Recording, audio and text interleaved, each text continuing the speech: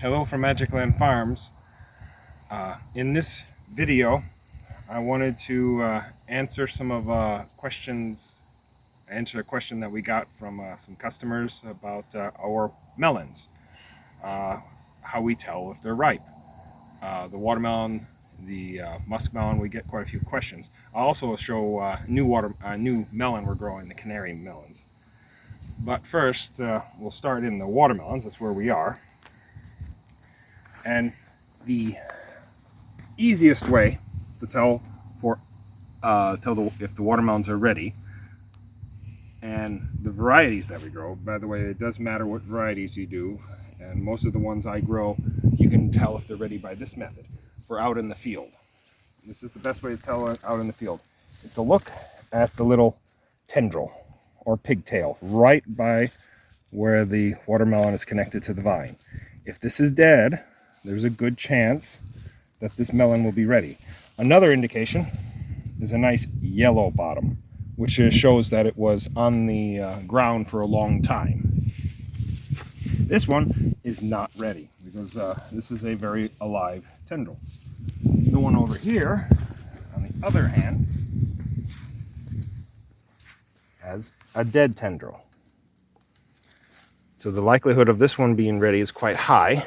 You can tell also the bottom is somewhat yellow. It's not fully yellow, but it's not too bad.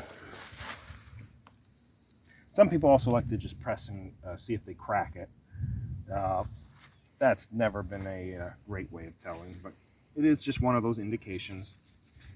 You will hear some people try to knock a melon, and as far as I can tell, that would never tell you if it's ready or not. What it does tell me is if it's over ready. So we will knock melons towards the end of their season just to make sure that they're not over ready. These are just starting. We're going to be having down at the stand real soon. They're just starting, so the likelihood of us finding a overripe one is very slim. So we don't normally check that. Would like to show. This is our seedless variety, by the way, and that one was just ready. I'd like to show one over here. Yes. This is one I use for pollinating the seedless. This is a tiger baby. I can just open it now. This one also, if you look, that's where it was, had a dead tendril. And the bottom's yellow. The best indication, though, is the tendril. And just to make sure it's ready, I'm going to try opening it.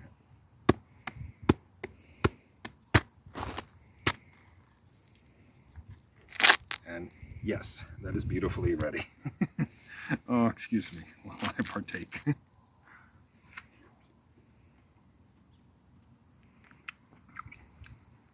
Tiger Baby are really good. I like them almost as much as Crimson Sweet.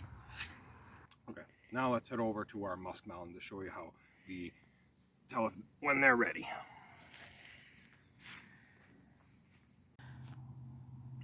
And now we're in the muskmelon patch, or cantaloupe. The way for the varieties that I grow, the easiest way for us to tell if they're ready is in the field. This one here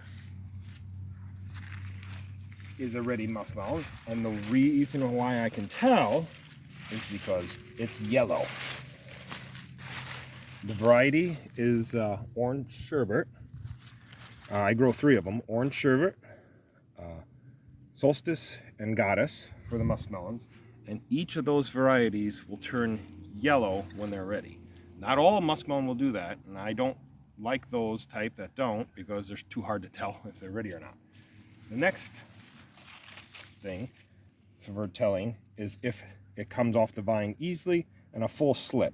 As you see, this one's pulling away from the melon and it comes off as a full slip. If you don't have a muskmelon, all muskmelons must have a full slip or else they're been picked green. This one's a ready one. Now I'll show you what a green one looks like right over here. this is towards the end of the patch, but we still have some that are ripening. As you can see, the difference. Unripe.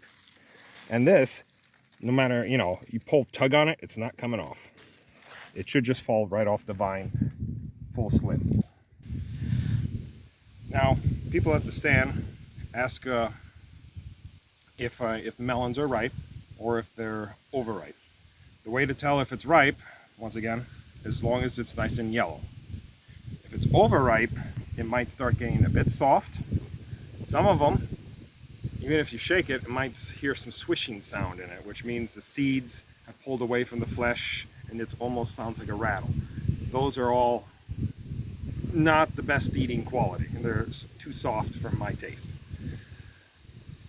And then the only real tricks you have for telling if a muskmelon is ready, other than out in the field, is once again the full slip, and for this variety, nice and yellow.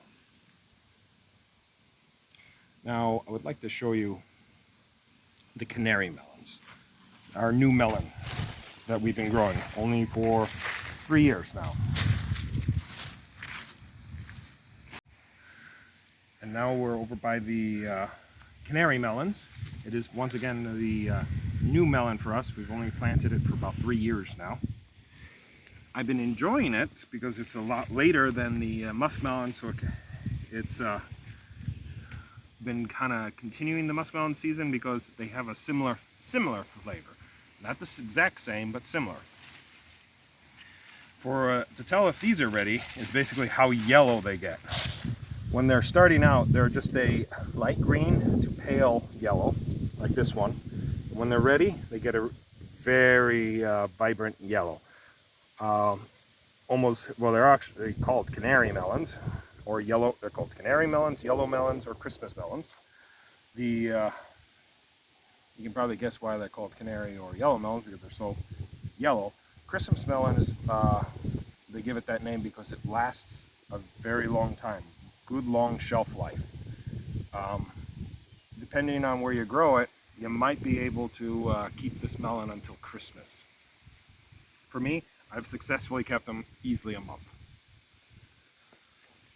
We're growing 3 varieties. One of them I can remember is Tweety.